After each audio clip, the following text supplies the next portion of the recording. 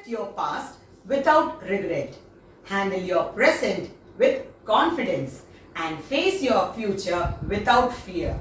A very warm good morning to all my dear students. Today we'll start a new chapter from our Social Science 2 text. The name of our chapter is Public Expenditure and Public Revenue. Children, observe the pictures given here. The pictures given here are related to certain activities performed by the government. They are distribution of drinking water, distribution of welfare pension, protection of environment, and security of the nation. These pictures show how the government undertakes many activities for the welfare of the people. Money is required for all these activities to be performed. The expenditure incurred by the government is known as public expenditure. As the activities increase, the expenditure of the government also increases. Now, look at the given graph. According to the figures provided in the graph, the public expenditure in India has been on a rise or increasing from 2010-11 to 2016-17 financial year. Moving on to public expenditure and its classification. So, what is public expenditure? The expenditure incurred by the government is known as public expenditure. Public expenditure can be categorized into development expenditure and non-development expenditure. Examples of developmental expenditure are constructing roads, bridges and harbors, starting up new enterprises, setting up educational institutions, etc. Examples of non-developmental expenditure are expenditure for war, interest, pension, etc. Now, let us see how India's public expenditure increases. As population increases, facilities for education, health, shelter have to be provided for more people. Thus, the government has to spend more money. There will be an increase in the defense expenditure. That is, continuous threats from neighboring countries, challenges raised by terrorists, Naxalites, etc. increases the defense expenditure. Moving on to urbanization. Urbanization, more expenditure is provided for basic facilities for immigrants, that is for housing, education, health, etc. arrived from different places as a result of urbanization. Natural calamities. Government spends a lot of money to overcome from unexpected and frequent floods, earthquake, drought, etc. Let us now discuss what public revenue is and the sources of revenue to the government. The income of the government is known as public revenue. So what is public revenue? The income of the government is known as public revenue. In order to meet the expenditure of the country, the government needs income. The sources of revenue to the government are tax revenue and non-tax revenue. Government primarily earns income from two sources of taxes. They are direct tax and indirect tax. So which are the two different types of taxes? Direct tax and indirect tax. The amount to be compulsorily paid by the public to the government for meeting the expenses towards welfare activities, developmental activities, etc. The person who pays the tax is called a taxpayer. Taxes are the main source of income for the government. Now, moving on to direct tax. Land tax is paid by the person on whom it is imposed. Here, the tax is borne by the same person and the taxpayer undertakes the burden of the tax.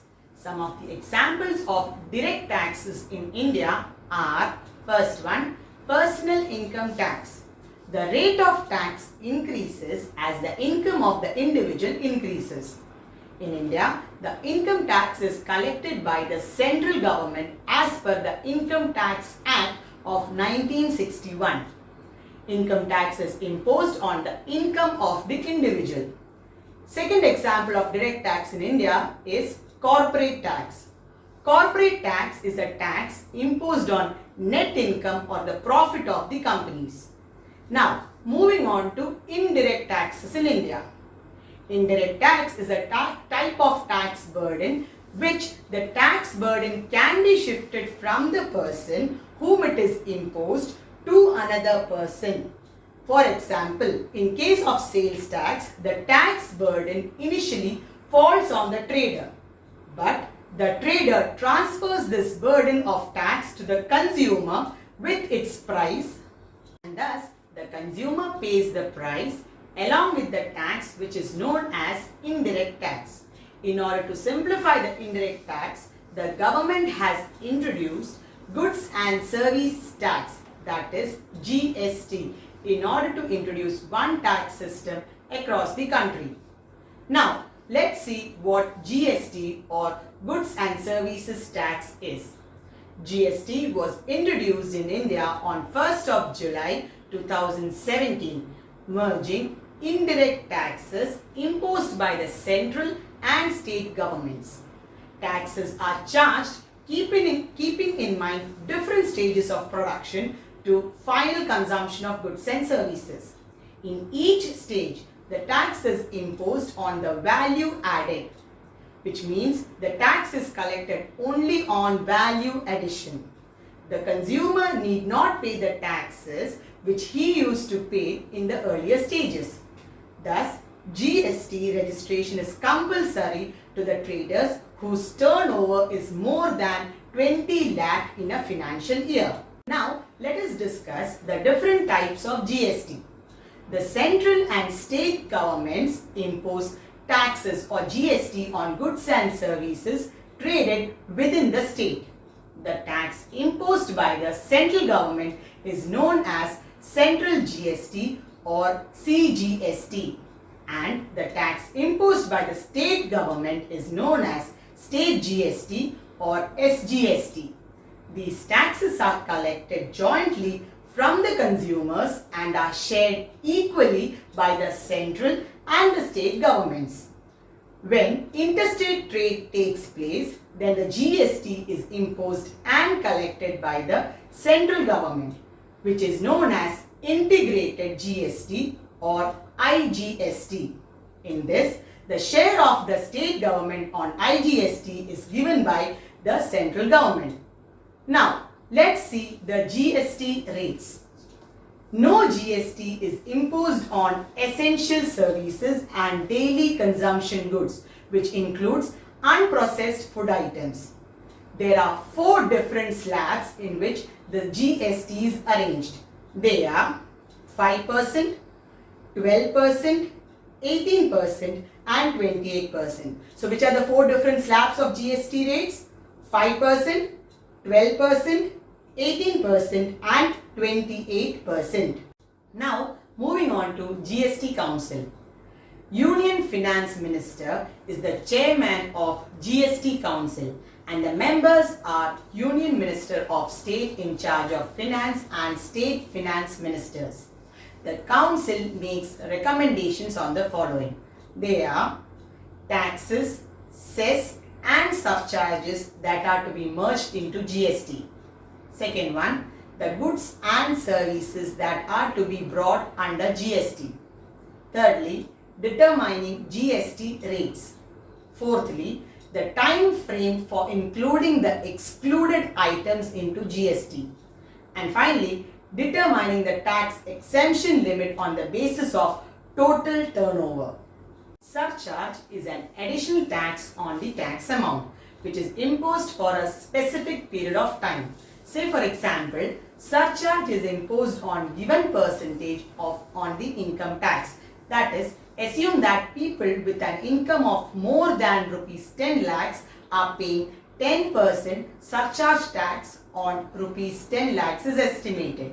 Then 10% of the tax is estimated as surcharge and added to that. Moving on to the second one, cess. Cess is an additional tax imposed by the government for certain specific purposes. cess will be discontinued when enough money is collected. Say for example, education cess imposed along with personal income tax. This is with the aim of developing India's educational facilities. Let us see the different taxes imposed by central, state and local governments. Taxes imposed by central government are corporate tax, personal income tax, central GST, that is CGST, and integrated GST, that is IGST. Taxes imposed by the state government are land tax, stamp duty and state GST, that is SGST. And finally, taxes imposed by local self-government are property tax and professional tax. Moving on to the main sources of non-tax revenue of the government. They are fees, fines and penalties, grants, interest and profit. Firstly, fees. Fees is the reward collected for the government's services. Examples are license fees, registration fees, tuition fees, etc. Second one, fines and penalties. Fines and penalties are punishments for violating or breaking the government laws. Thirdly, grants. Grants are the financial help provided by one government to another government.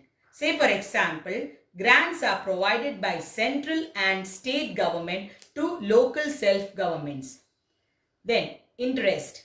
Interest is the amount received for the loans provided by the government to various enterprises, agencies and countries. And finally, profit. Profit is the income received from the enterprises operated by the government. Say for example, profit earned from the Indian Railways. Moving on to public debt. Public debts are loans taken by the government which can be taken from within the country and outside the country. The debts from within the country can be called as internal debt and debts from outside the country are known as external debts. Internal debts can be availed by the governments from individuals and institutions within the country. The loans availed from foreign governments and international institutions are called external debts. Children, look at the table given. The table shows the internal and external debt of India from 2012-13 to 2017-18. First one, how much did public debt increase in 2017-18 compared to 2012-13 financial year? So the answer is rupees 26,62,180 rupees. What conclusion can be arrived at while comparing internal debt with external debt? Internal debt is always more than the external debt. The rate of increase is more in internal debt than external debt. Now, let us learn the reasons for increasing public debt in India. They are, first one, increased defense expenditure. Secondly, increase in population. Thirdly, social welfare activities. Fourth one, developmental activities. And finally, unforeseen natural calamities. So what are the reasons for increasing public debt in India? Increased defense expenditure, increase in population, social welfare activities, developmental activities, and finally unforeseen natural calamities. Let us now study about public finance. Public finance is the branch of economics that relates to public income, public expenditure and public debt. So what is public finance? Public finance is the branch of economics that relates to public income, public expenditure and public debt. Public finance is presented through the budget, which is a financial statement showing the expected income and expenditure of the government during a financial year. A financial year is from April 1st to March 31st. There are three types of budgets. They are balanced budget, surplus budget and deficit budget. Balanced budget. Balanced budget is when income and expenditure are equal. Surplus budget. Surplus budget is when income is more than the expenditure. And finally, deficit budget. Deficit budget is when expenditure is more than the income. Children, you can see a table here which shows major items of expenditure included in India's 2017-2018 budget. According to the table, prepare a note by analyzing the major items of expenditure of the central government. Now, expenditure on interest and repayment comes around 35.3%. On the second position, the defense expenditure comes around 19.1%. That is, 18.9% is given for defense purposes. 2.2% is given to social services. 2.2% is given to agriculture, energy, industry, transport, media, science and technology. Children, observe the diagram related to the major income sources of the central budget of 2017-2018. Find out the following after observing the diagram. Question 1. From which item does the central government receive maximum tax revenue? So the answer is corporate tax. Second question. Which is the source of non-tax revenue that yields maximum income to the central government? So the answer is profit. How much amount is collected as GST during the year 2017-2018? So the answer is 4,44,631. Which yields more income to the central government? Is it tax revenue or non-tax revenue? So the answer is tax revenue. Moving on to fiscal policy. Government's policy regarding public revenue, public expenditure and public debt is called fiscal policy. So what is fiscal policy? Government's policy regarding public revenue, public expenditure and public debt is called fiscal policy, and these policies are implemented through budget. This policy influences a country's progress. Fiscal policy helps in strengthening the developmental activities and to maintain growth. Some of the goals of fiscal policy are: attain economic stability, create employment opportunities, control unnecessary expenditure, undertake public welfare programs, control prices, and finally fix tax structure. So, what are the goals of fiscal policy? They are: first one, attain economic stability; secondly, create employment opportunities; third one, control unnecessary expenditure; fourthly, undertaken public welfare programs; fifth, control prices; and finally, fix tax structure. Now, let us learn how fiscal policy controls inflation and deflation, which affect economic security. Here, inflation means rise in prices and deflation means fall in prices. The economic security of the country is affected by inflation and deflation. Due to inflation, the tax rate increases. As a result, the purchasing power of the people starts falling. Say for example, if the tax rate is increased from 10% to 20%, then for ₹100, tax to be paid is ₹20 and the consumer can use only 80 rupees.